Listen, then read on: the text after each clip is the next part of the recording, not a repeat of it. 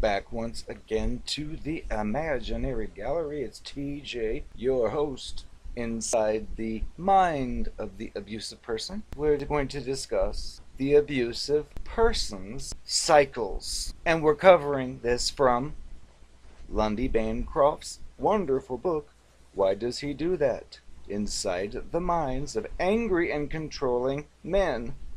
He begins by telling us life with an abusive person can be a dizzying wave of exciting, wonderful times and painful periods of verbal, physical, and sexual assault. The longer the relationship goes on, the shorter and further apart the positive periods tend to become. If you've been involved with an abusive person for several years, the good periods may have actually fizzled out altogether, so that it's an unvarying source of misery.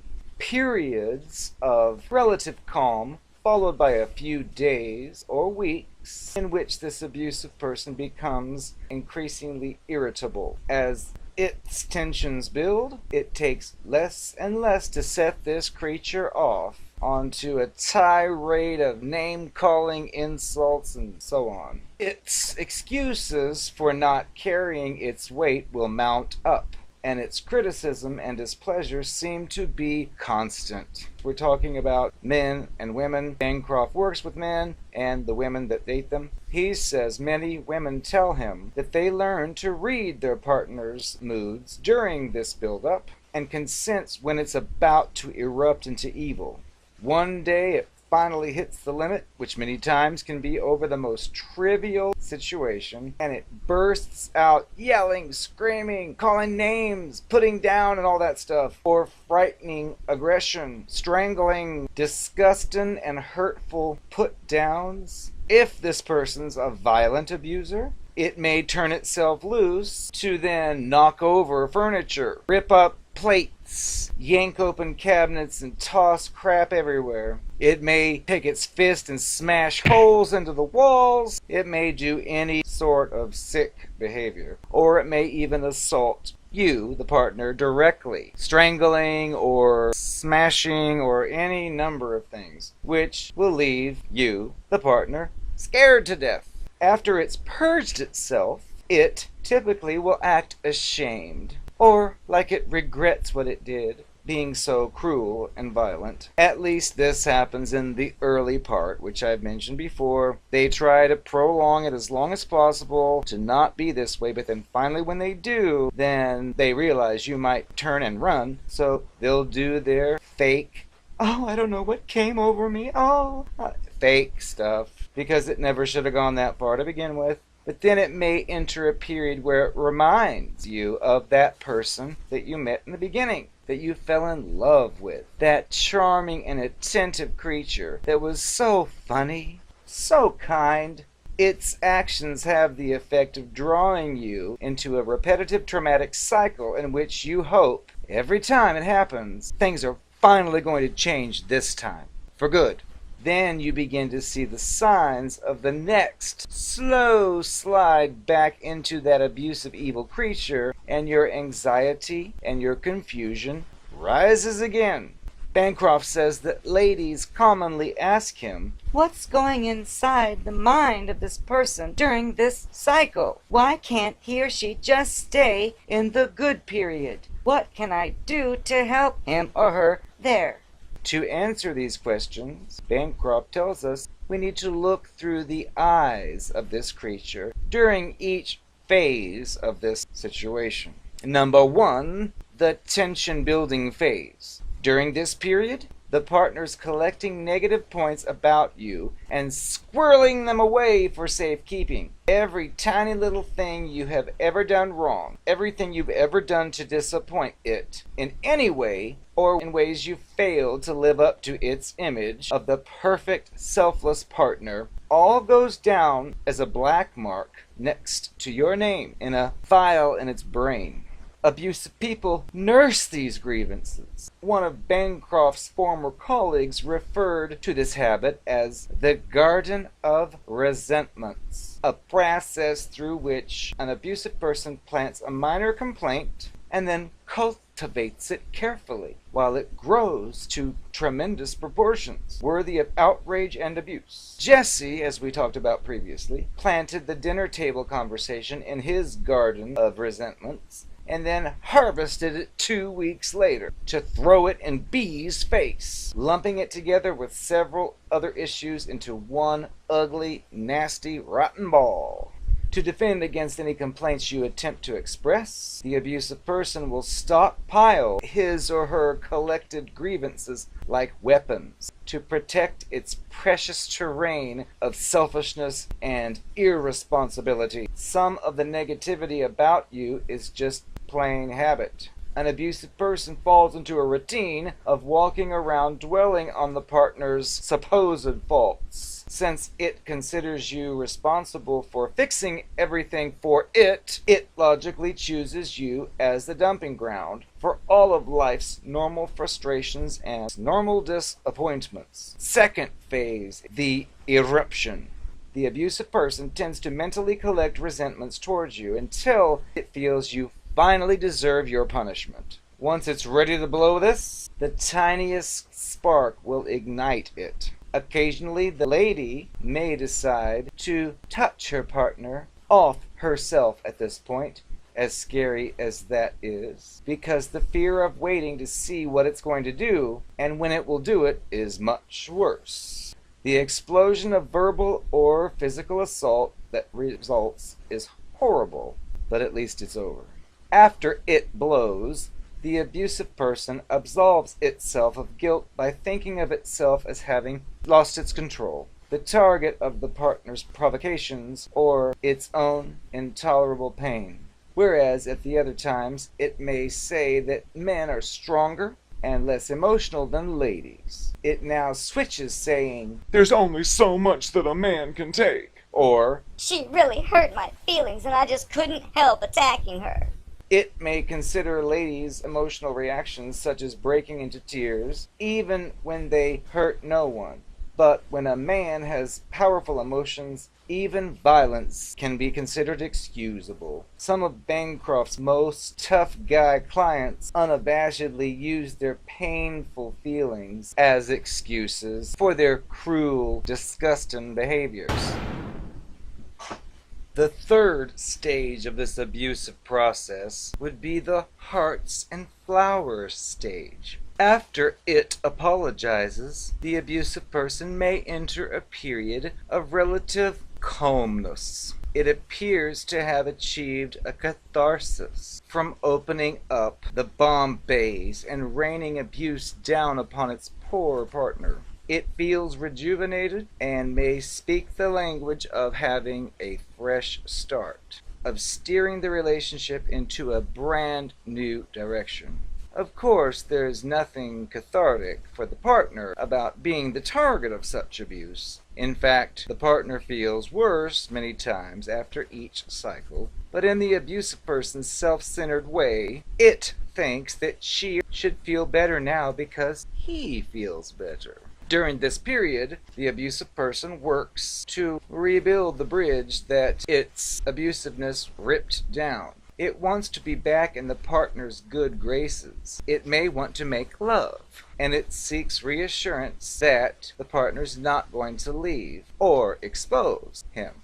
Cards and gifts are common in this phase, hence the name, Hearts and Flowers. The abusive person does not, however, want to look seriously at itself or its behavior. It's merely looking to paste up some wallpaper to cover the holes that it's created, figuratively or literally, and return to things being business as usual. The good period cannot last very long because nothing's changed. Its course of habits, double standards, contempt are all still there. The cycle's repeated because there's no reason why it wouldn't be. Some abusive people don't follow a discernible cycle like the one that we just covered. Your partner's abusive incidents may follow no pattern at all, so you can never guess what may happen next. Bancroft says that he's had clients who seemed almost to get a thrill out of their own unpredictability, which further increases the power. Random abuse can be extremely treacherous psychologically to you and your kids. Bancroft then moves on into a closer look at the good periods. When an abusive person who drinks lots of alcohol goes a month or two without a drink, we say the person's on the wagon. The dry period is a break from the pattern and inspires some kind of hope of a positive trend. But with partner abuse, the periods when the person's being good, or at least not at its worst, are not really outside of its pattern. They are generally an integral aspect of its abusiveness, woven into the fabric of its thinking and behavior.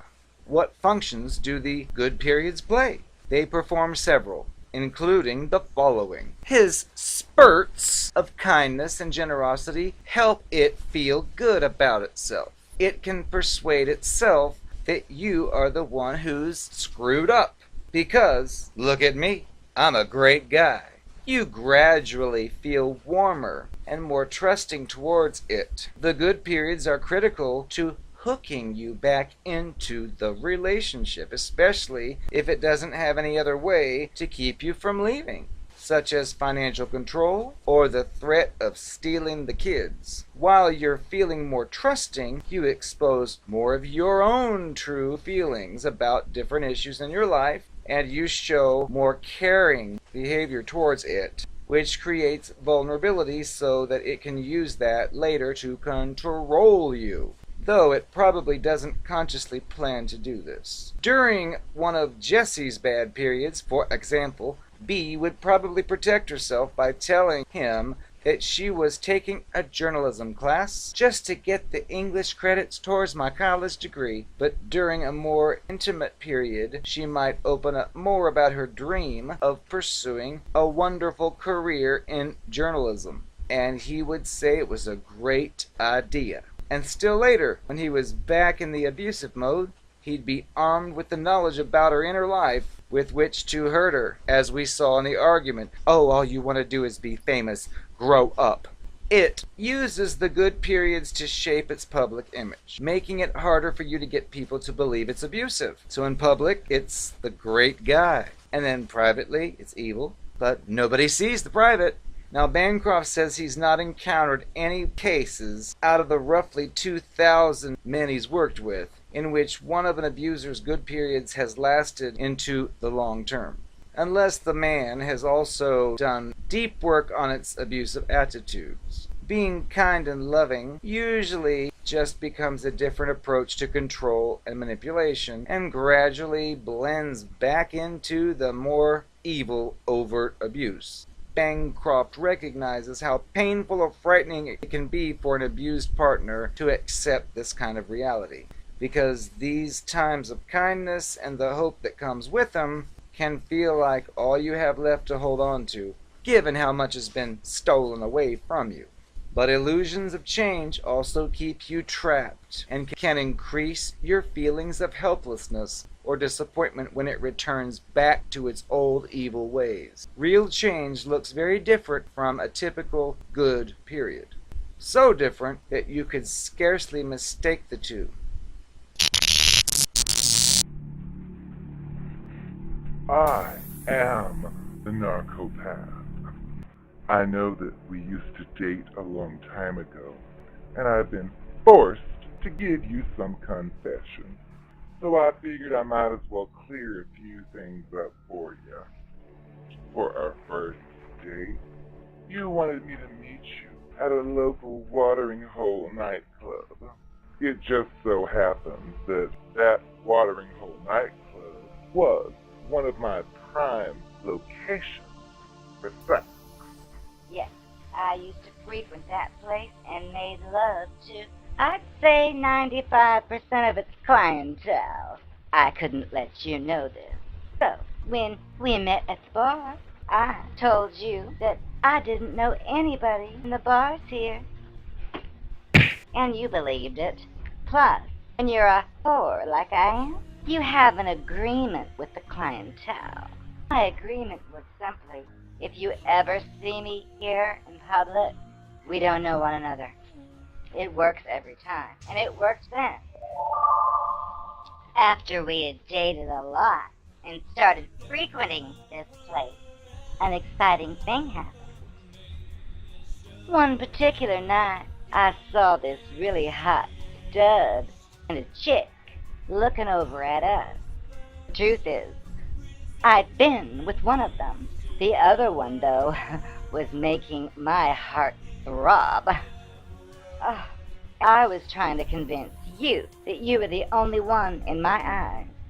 I had a dilemma there, didn't I? Not so much for me, the Narcopath. When we were dancing together to the music, I looked over at them, perfectly knowing who a third of them were. I decided to act jealous and paranoid. Fake. I said, hang on, to you, and I walked on over to them and started to talk to them.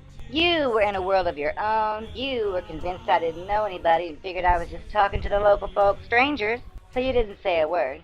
I did my thing and then came back to you, and we shook our hips to the music. Like a few hours later, I went back up to the chick, and I was talking to her again, and you wondered what the deal was. Finally, you asked, what was that all about?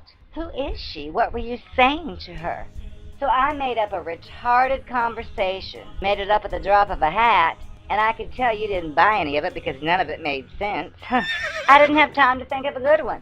But if you need the truth, what really happened was, I went over to the chick, and I told her, hey, baby, I think he's hot with the red shirt on.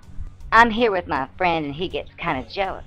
Why don't you go over there to that old lady in the corner and get my phone number and give it to the red shirt guy? 'Cause I think he and I could make beautiful music together, and I don't want to make my friend upset. And then I came back to you and told you she was trying to set me up with one of her friends, and I told her, oh, no thanks. I'm perfectly happy with you. So there. And of course, I got the phone number, I had the sex, and I told you I was busy, and it all worked out for the best.